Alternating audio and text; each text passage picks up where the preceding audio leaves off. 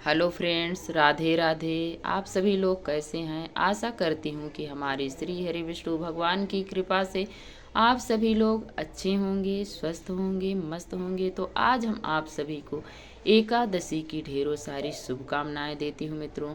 तो आज की वीडियो में हम यही बताने वाले हैं कि 2024 में कृष्ण पक्ष की जो एकादशी पड़ने वाली है इसका क्या नाम है और कब पड़ रही है, क्या नियम होते हैं, क्या फल होते हैं। तो चलिए वीडियो को शुरू करते हैं। तो सबसे पहले यही जानेंगे कि 2024 में कृष्ण पक्ष में जो पड़ने वाली एकादशी है उसका नाम रमा एकादशी एवं रंभा एकादशी के नाम से भी जाना जाता है। तो हमें इस दिन क्या करना चाहिए? सुबह हमें जल्दी भोर में उठना चाहिए, जो कि कार्तिक का महीना चल रहा है। अपने आप में बहुत खास महीना माना जाता है, जो कि राधा रानी का और हमारे कृष्ण कन्हैया का अति प्रिय महीना है।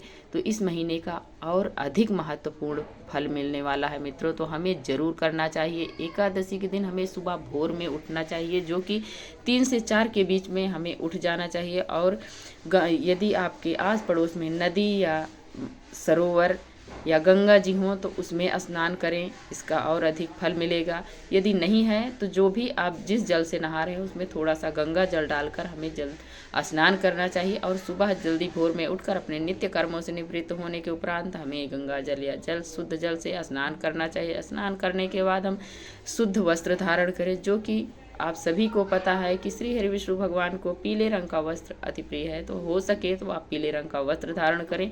और इसके बाद हम अपने घर के मंदिर में जहाँ पूजा करते हैं रोजाना, वहाँ पर हम अपने व्रत का संकल्प लें। सबसे पहले व्रत का संकल्प लेने के बाद हम जहाँ पर भगवान जी की पूजा पाठ हमें करना है, जहाँ पर उन्हें विराजमान करना है, वहाँ हमें गंगा जल डालकर अच्छे से शुद्ध कर लेना है। करने के बाद हम पीले रंग का वस्त्र बिछाएंगे। यदि पटा है तो आप पटा बिछा लीजिए, और बिछाने के बाद उस पर पीले रंग का वस्त्र बिछाएं। बिछाने के बाद हम उसे भी थोड़ा गंगा जल डालकर शुद्ध कर लेंगे। करने के बाद अब हम पुष्प का आसन देते हुए भगवान जी की फोटो हो या प्रतिमा हो, हम उसे विराजमान करेंगे। यदि हमें पीतल धातु की मूर्ति है तो हमें इस दिन पंचामृत से मित्रों स्नान करवाना चाहिए भगवान जी को। उन्हें सुंदर सुंदर वस्त्र और ज्वेलरी धारण करना चाहिए।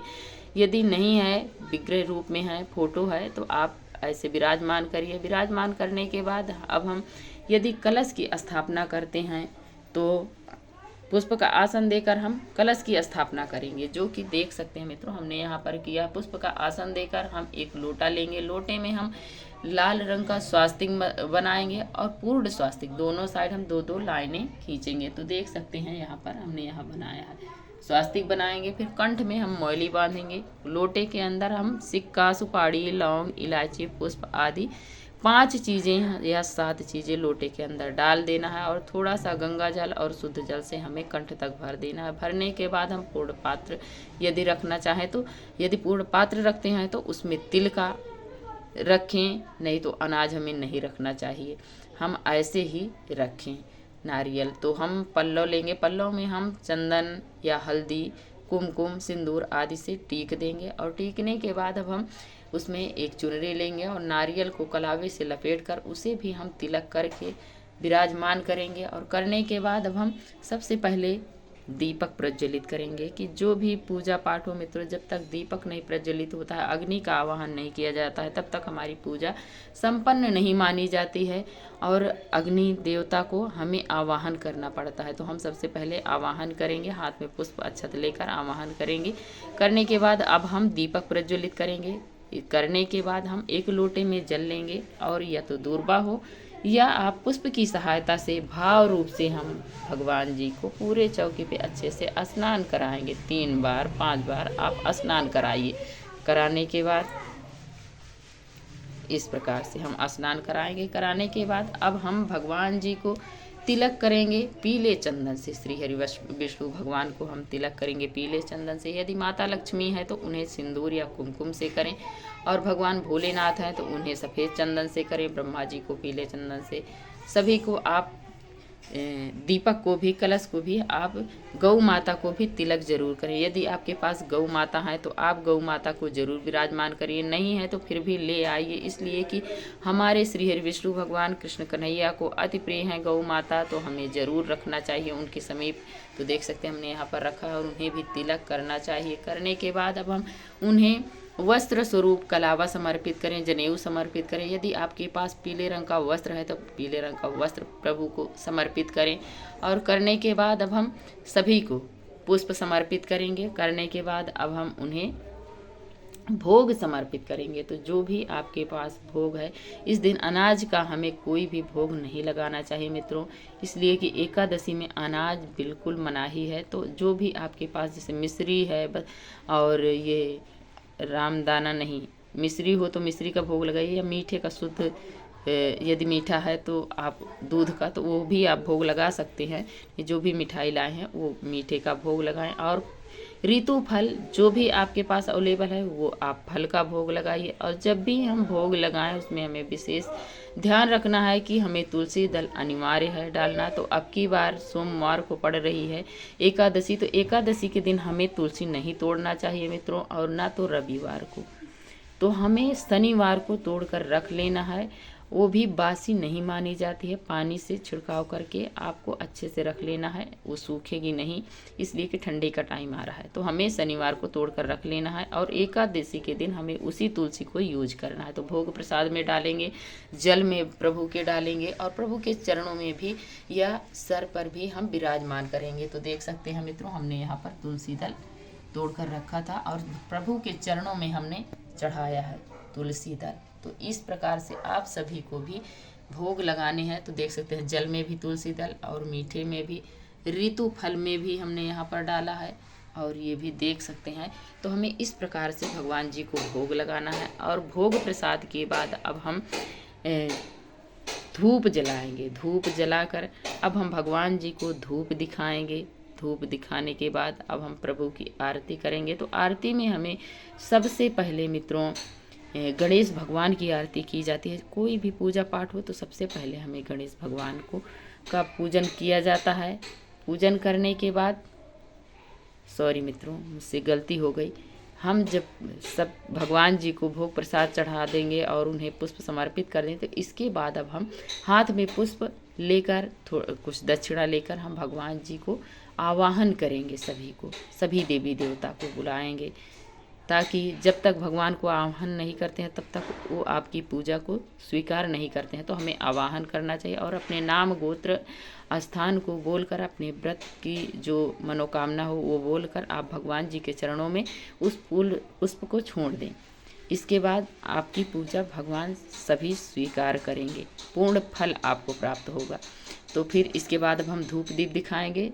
धूप दीप दिखाकर भगवान जी की, गणेश जी की सबसे पहले आरती करेंगे। इसके बाद हम ओम जय जगदीश हरि की आरती करेंगे। आरती करने के बाद हम भगवान जी से हाथ जोड़कर क्षमा याचना करेंगे अपनी पूजा पाठ में रही कमियों के लिए।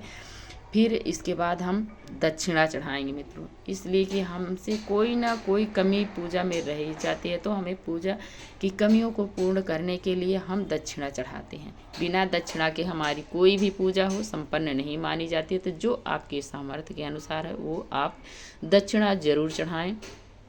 और चढ़ाने के बाद इस दिन हमें मित्रों गोपाल सहस्त्र नाम का पाठ करें और गीता पढ़ें। इस दिन रामचरित मानस का पाठ करें, द्वादशाक्षर मंत्र का जाप करें और जो भी आपके इष्ट से आपको नाम दान मिला है वो मंत्र का आप जाप करें। जितना से जितना हो सके अधिक उतना हमें भगवान जी के चरणों में अपने आप को लीन कर देना है, समर्पित कर देना है। इस दिन ज़्यादा से ज़्यादा भगवान में हमें अपना मन लगाना है, उनकी सेवा करना है। और इस दिन जूते, छाते और वस्त्र का दान का महत्व बताया गया है मित्रों। इस दिन हम फल का दान करें, जल का दान करें और ये सब चीज़ें हमें दान पुण्य करनी है। और इस दिन हमें अनाज बिल्कुल नहीं करना है दान पुण्य, इसलिए कि एकादशी के दिन हमें मनाही है अनाज की, जिसमें से कि चावल तो हमें बिल्कुल न छूना है, न खाना है, न बनाना है, न देना है किसी को। और इस दिन हमें शुद्ध एवं सात्विक जो हमारे घर में नहीं व्रत रखे हैं उन्हें शुद्ध एवं सात्विक भोजन करना चाहिए, जो कि इस दिन हमें चावल घर में नहीं बनाना चाहिए, किसी को नहीं खाना चाहिए। तो हमें प्याज लहसुन नहीं डालना चाहिए। और कहते हैं इस दिन मसूर की दाल, बैगन आदि ये सब चीज़ें, मूली, ये सब चीज़ें हमें इस दिन नहीं बनानी चाहिए। और अधिक से अधिक मसाले, हमें गरम मसाले नहीं डालने चाहिए। हल्के फुल्के मसाले डालकर हमें शुद्ध सात्विक भोजन करना चाहिए। और एकादशी के एक दिन पहले से हमें सुबह में चावल खा सकते हैं, लेकिन शाम के समय हमें बिल्कुल चावल या तामसी भोजन हमें नहीं करना चाहिए। तो 27 तारीख से हमें ये सब चीज़ें शुरू कर देनी चाहिए। और 2024 में मित्रों 27 तारीख को कहीं कहीं व्रत रख रहे हैं लोग, लेकिन 27 तारीख को छोड़कर हमें 28 तारीख को इस व्रत को करना चाहिए कि ये द्वादशी में जो ये एकादशी पड़ती है वो अधिक फल देने वाली होती है मित्रों। तो हम लोग 28 तारीख को व्रत रखेंगे और इस दिन हमें अपने सभी महत्वपूर्ण बातों को ध्यान रखते हुए ये व्रत रखना है कि हम किसी की निंदा नहीं करेंगे, चुगली चोरी चकारी ना करेंगे, ना किसी की हम सुनेंगे। इसका हमें विशेष ध्यान रखना चाहिए। और इस दिन का महत्व है कि हमें दिन में न रात्रि में नहीं सोना चाहिए, नहीं तो हमें पूर्ण फल नहीं मिलता। यदि आप रात्रि में सोते हैं या दिन में सोते हैं, नहीं रह सकते आप, तो पल्लू में हमें तुलसी दल बांधकर तब हमें शयन करना चाहिए। इस दिन का यही नियम है मित्रों। पहली बात तो हमें सोना ही नहीं चाहिए, जागरण करना चाहिए, भजन कीर्तन करना चाहिए। यदि नहीं हो सकता है तो आप तुलसी दल अपने पल्लू में बांधकर तभी शयन करें। और ज़मीन पर हमें लेटना चाहिए। इस दिन हमें चारपाई पर नहीं लेटना चाहिए, इसका भी हमें विशेष ध्यान रखना चाहिए। और हमारे द्वार पर आए हुए अतिथि को हम सेवा सत्कार करें, उसे सम्मानपूर्वक बिठाएं और फलाहार कराएं, इसका विशेष महत्व है। और इस दिन हमें गौ माता को हमें भूसा, घास आदि हो सके तो दान पुण्य कर सकते हैं, गौशाला में भिजवा सकते हैं, गौ माता की सेवा कर सकते हैं। तो इसका हमें विशेष महत्व है। इस दिन हमें करने से कई गुना बढ़कर हमें फल प्राप्त होता है, जो कि कार्तिक मास में ये एकादशी पड़ती है, इसका अधिक से अधिक फल है। कहते हैं इस एकादशी का जो भी व्रत करता है 24 एकादशी का फल हमें प्राप्त होता है। तो हमें इस एकादशी को जरूर करना चाहिए और अपने नियम से हमें करना चाहिए, ताकि हमारे व्रत का पूर्ण फल प्राप्त हो।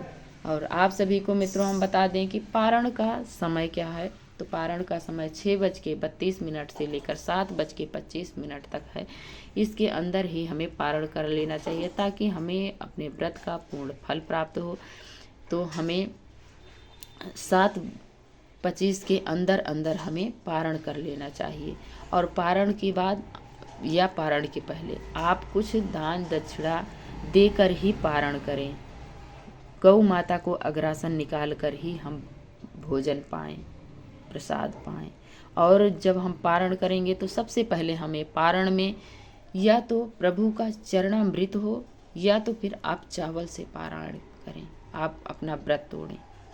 इसका विधान है एकादशी में। एकादशी के दिन हमें इसी प्रकार से अपना व्रत करना चाहिए। और जो बहनें हमारी, जो भाई लोग अब पहली एकादशी उठा रहे हैं, वो इस समय नहीं उठाएंगे।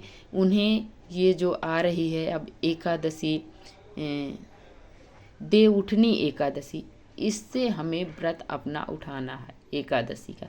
और ये एकादशी का हमें बीच में नहीं उठाना चाहिए मित्रों, हमें इसका भी विशेष ध्यान रखना चाहिए। अब बिल्कुल आने वाली है तो इस एकादशी से आप व्रत उठाएंगे, जो भी उठाएंगे।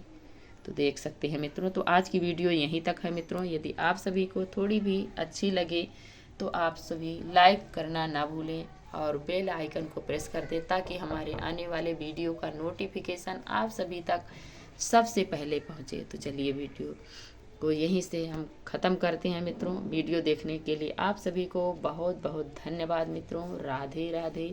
जय श्रीमन नारायण।